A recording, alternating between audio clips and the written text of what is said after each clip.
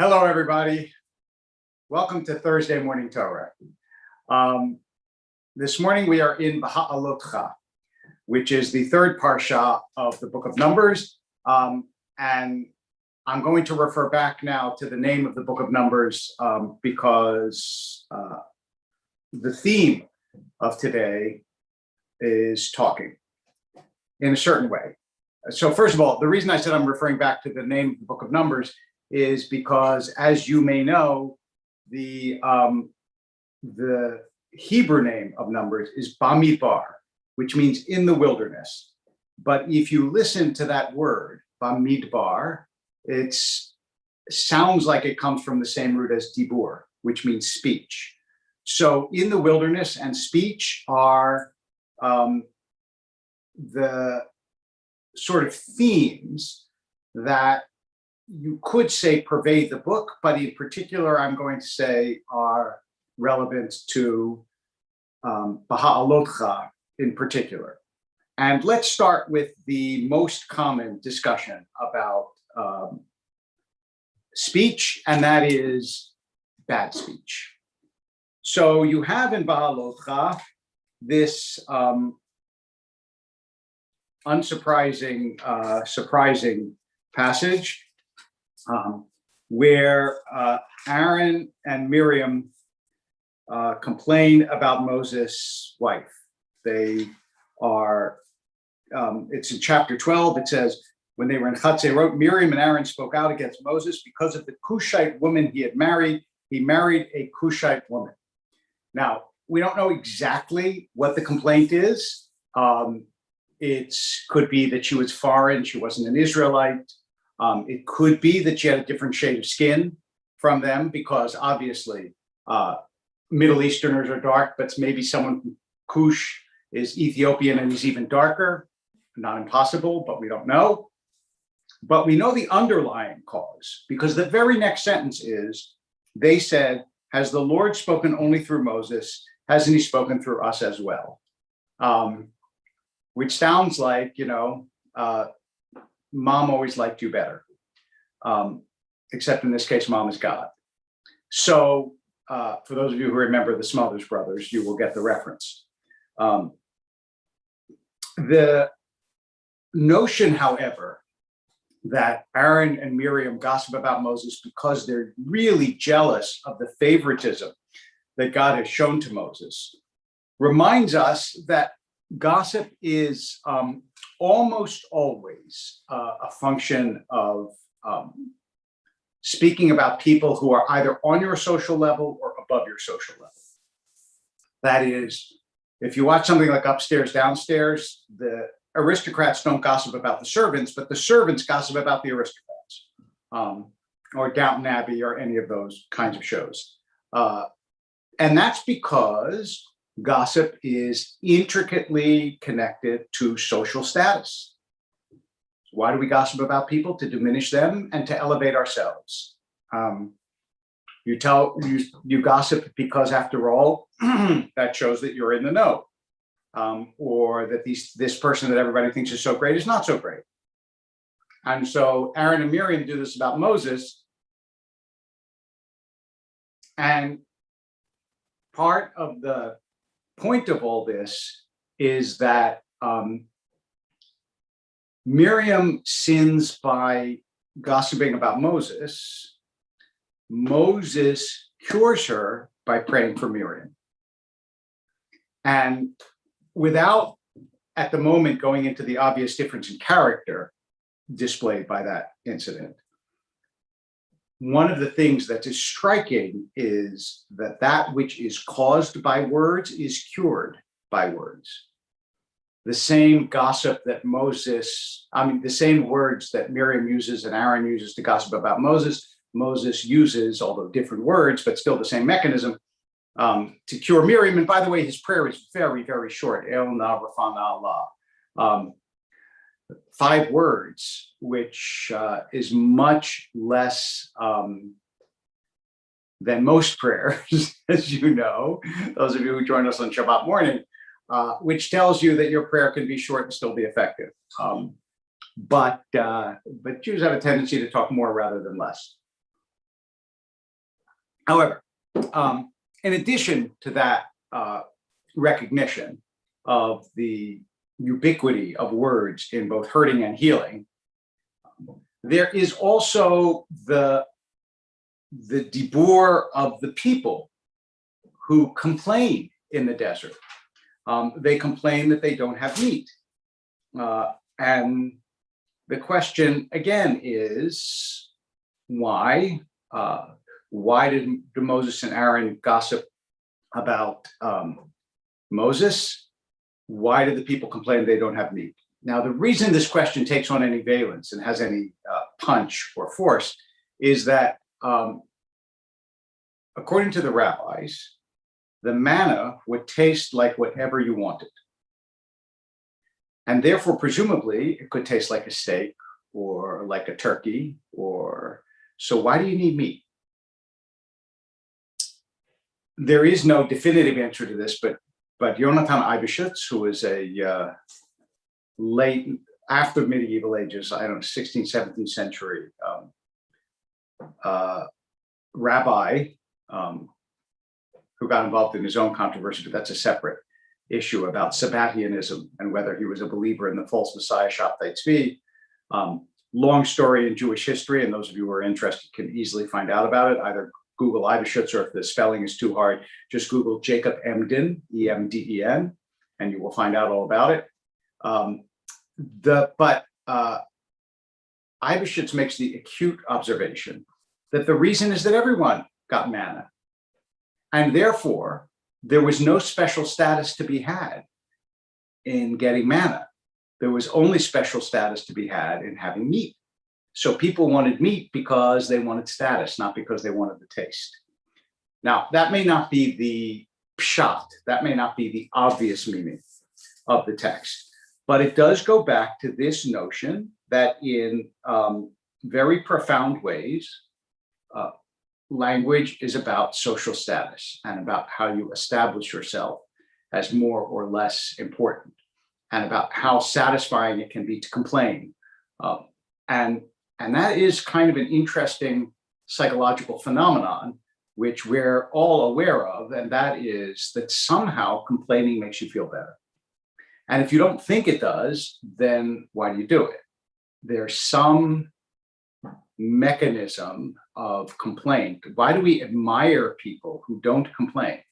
How often have I heard, they were very sick and we didn't hear a word of complaint, as though that's an admirable quality, because obviously the easy thing to do is to complain, because complain makes you feel better, even though it doesn't make the people around you feel better.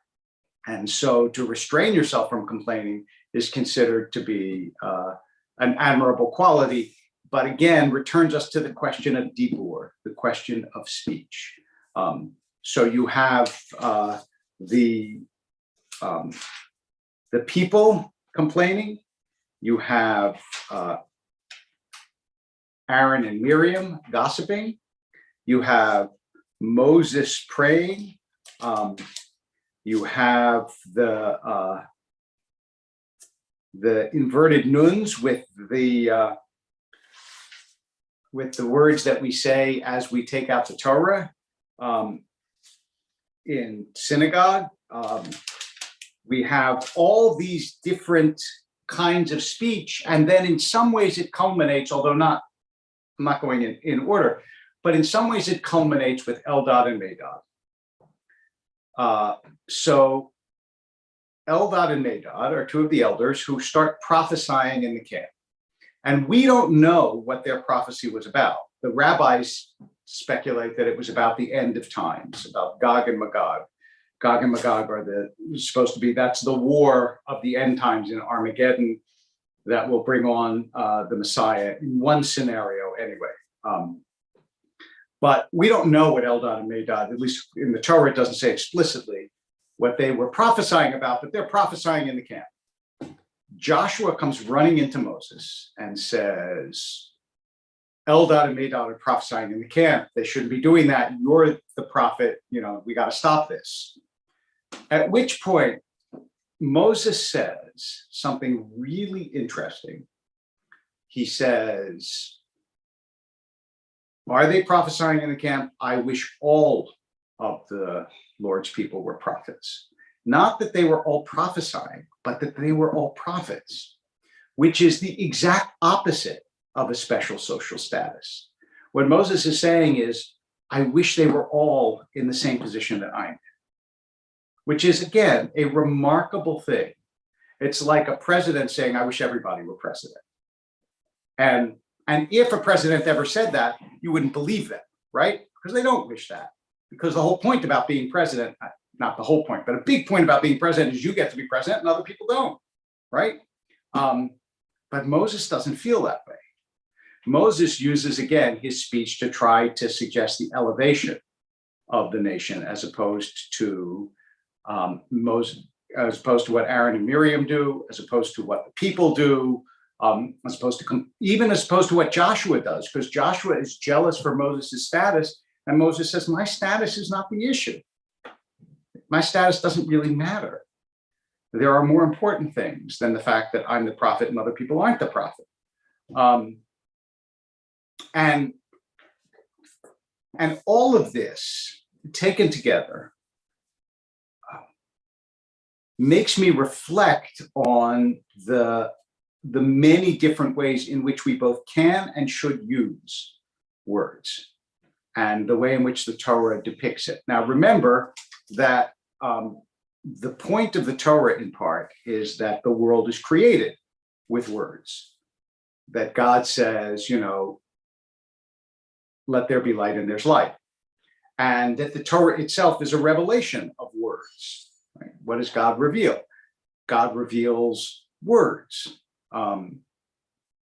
And so the human appropriation of the faculty of speech, dibur, and the way in which it is used is central to the narrative of the Torah and to the purpose of the Torah, and also to the education of human beings. Anybody who exists in the 21st century, even if you didn't know it before, although you did, but anybody who does recognizes that the use and misuse of words is extraordinarily powerful. You see it on social media all the time, right? And you can use words in ways that are arousing and it's still not good. So there was an ancient Greek statesman and general named Phocion, and he was considered the wisest statesman of his time, but he was often in opposition to the general Athenian assembly. And once he was giving a speech to the assembly and everybody cheered. And he said, when they were done cheering, have I inadvertently said something stupid? Because his assumption was the only way I could get everybody to cheer for me is if I said something stupid. And there is a sense in which if you make like grand declarative statements, you can get cheers, but that doesn't actually make them nuanced or thoughtful. My guess is that, not my guess, my knowledge, like when Lincoln spoke the Gettysburg Address, one of the great orations in history, very short, the reception was mixed. Some people thought it was unworthy. Some people thought it wasn't very good. It certainly did not bring the crowd to their feet. And so the way in which words are used is a constant and critical theme, not only in Baha'alotcha, but throughout the Torah, and I would say throughout the Jewish tradition, because there are many, many, many rules about speech in Judaism, as you probably know, because people's reputations can be easily damaged or so on. And in fact, it's not just that people's reputations can be damaged, but that speech is sometimes deliberately used to damage people's reputations, which is a little bit what Aaron and Miriam were trying to do to Moses, right? Was to take him down a peg, because why should he get all the accolades when, after all, they matter too? What Jim says is true in his message, which is that sometimes people gossip about people of lower status in a way to bar their entry to places of higher status. That is true. We tend to forget how rigid status boundaries were. All you have to do to know this for a fact is to read, novels of 100, 200 years ago, when the social status of participants is a crucial factor in the plot. So, for example, The Woman in White, the woman marries Sir Percival Glyde because he's Sir Percival Glyde, when in fact she's in love with the drawing master, but he's just the drawing master. And so it is inconceivable to everybody, including the drawing master himself, that they could be married because after all, you just don't bridge those social divides. And that's one of the engines of the plot, and it's not at all uncommon to anybody who reads novels and or old plots, operas, whatever.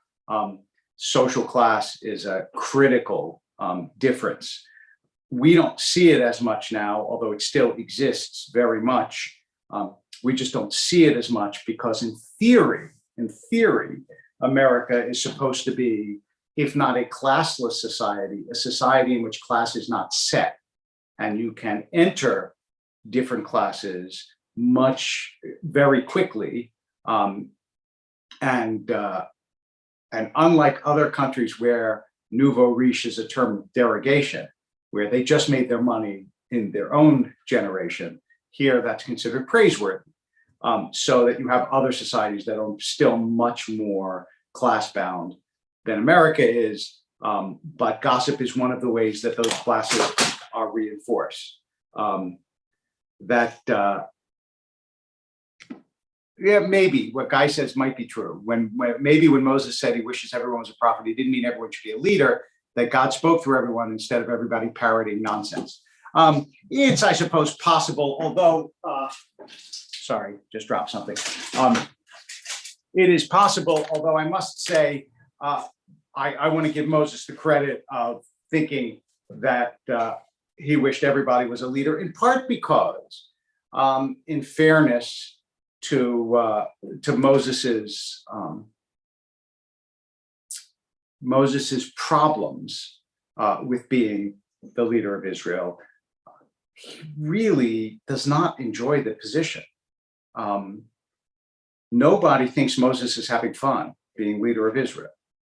He doesn't want it in the first place, and he's subject to continuous indignities. And now his brother and sister are gossiping about him. And also, we're about to get the rebellion of Korach in 2 weeks? And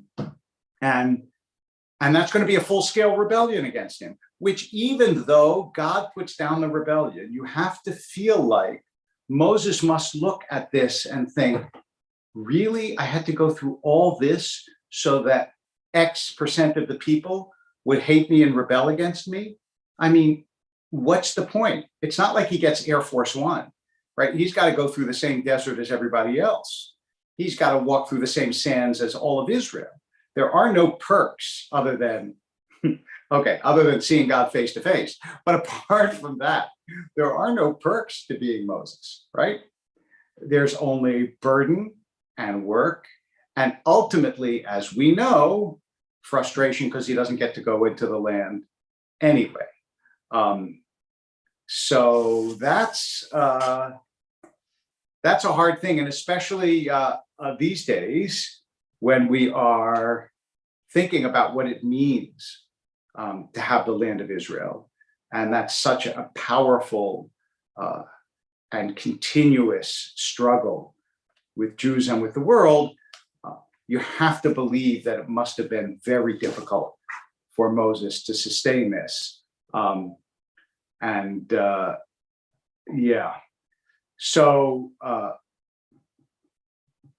I think that Sandy makes an acute observation, which is that the Korach rebellion is probably not unrelated to the gossip against Moses, that the rumblings in the society in general tend to bubble up and nobody is entirely immune.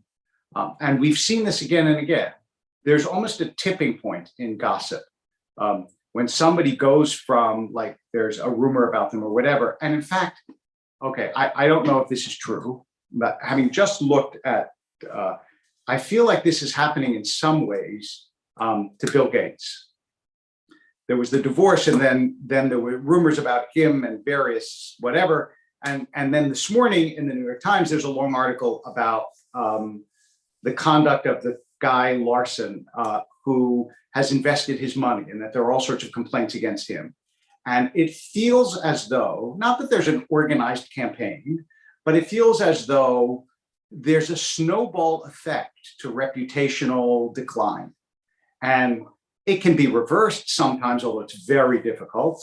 But when it starts to happen, it can be really, really damaging, not always fair, and really, really damaging. And especially in our age, our age is similar. I want to say there was a time when everybody lived in the village and everybody knew everything in the village. And then reputational decline was built into the system, because if gossip started about you, soon everybody knew, right? All you had to do was go to the market that day, you'd hear all the gossip.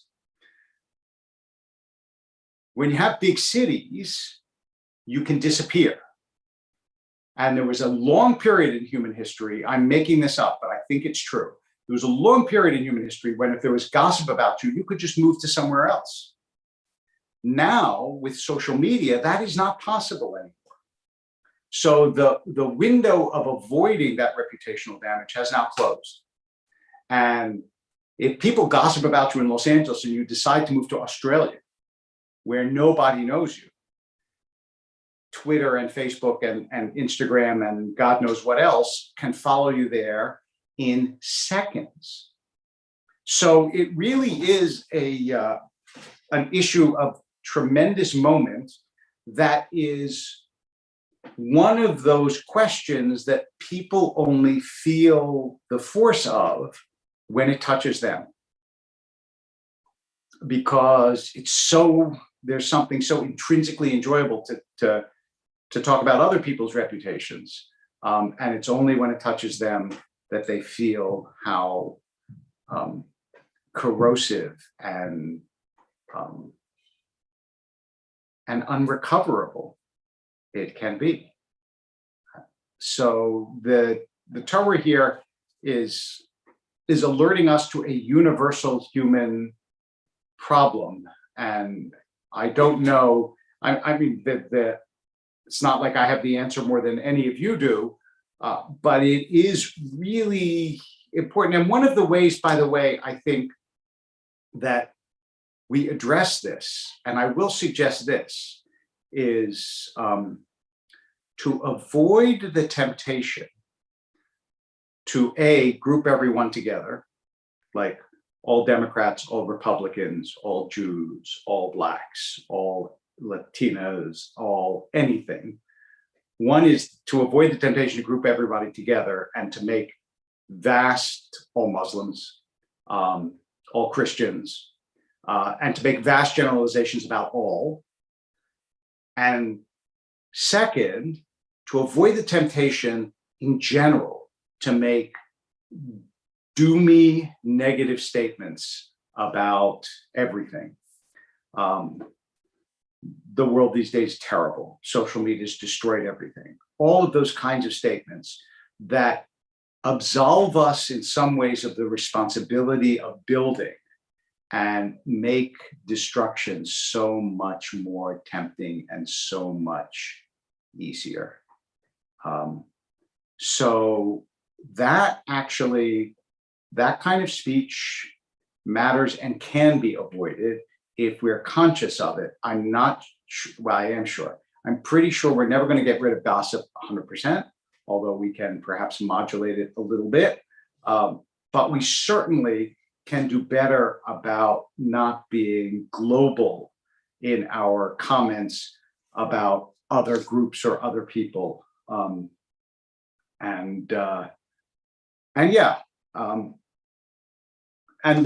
then the other part of this is that, as John points out, which is really important, is that the Torah, or the tradition, I should say, it depends which person and which, but the tradition also allows for redemption.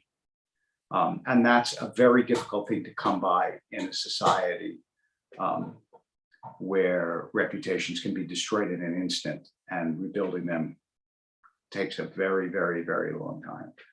So there are people whose reputations will never recover from one assault or another. And that's a hard thing. That is a very hard thing. Now, sometimes deservedly, obviously, but sometimes not deservedly. And it's not only a function of what people say, but it's also a function of what's called moral luck, right? Two people who do the same thing, and one is caught and the other one is not. So the Parsha Ba'alotcha raises many interesting and significant issues in the different ways that we hear about speech, in gossip, in complaints, in prayer, in prophecy. And all of it, of course, is filtered in some way through Moshe, who, as we know, had trouble speaking, which makes it which makes it both ironic and also particularly poignant that his speech is so,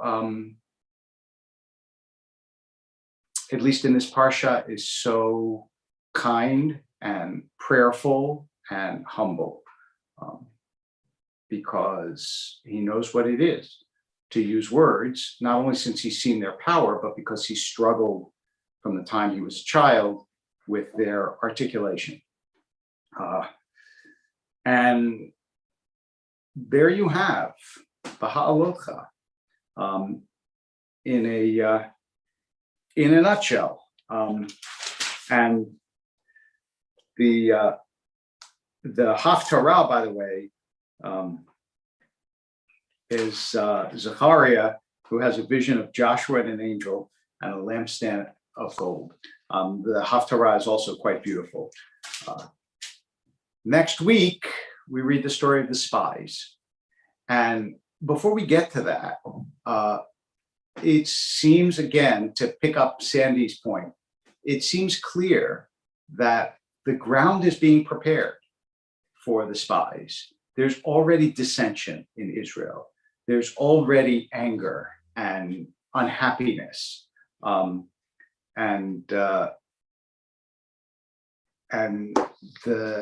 idea that that out of this ferment of discomfort and dismay and backbiting, that you would send people to Canaan and they would say, no, let's just go back to Egypt, which is what the spies ultimately say, in a way makes sense, because social conditions create in individuals different senses, as well as we certainly have seen in the past year, right? When you say, for example, that depression and anxiety have gone up in all these individuals in the past year, you know that it's largely because of the social conditions that we've all been living in under the pandemic. And wandering in the desert cannot be a pleasant undertaking, especially not when it goes on for years, right? I mean, just imagine that for years you're wandering in the desert on the way to a place that you haven't gotten to yet. So it's not as though you're making your peace with living in the desert, but rather that you want to get someplace and you can't get there. And that's got to be difficult. So we should also have a little rachmanis, a little compassion for the Jews who complained, because I have a sense, I'm not sure, but I have a sense that the Jews of Beverly Hills, if put into the desert and wandering, and so I should include myself, the Jews of Westwood, would not do so well after years of slavery to wander in the desert day after day, month after month, and year after year. And poor Moshe who had to lead them. So I'd rather be a rabbi in Los Angeles. Well, I thank you for joining me today for Thursday Morning Torah, and I hope that you will join us again next week. And I want to remind everybody that this Friday night, we have a service in honor of the State of Israel at 7 o'clock. And the next morning at Sinai, we have a Memorial Day service in honor of those who have given their lives in service of our nation. So in the meantime, take care.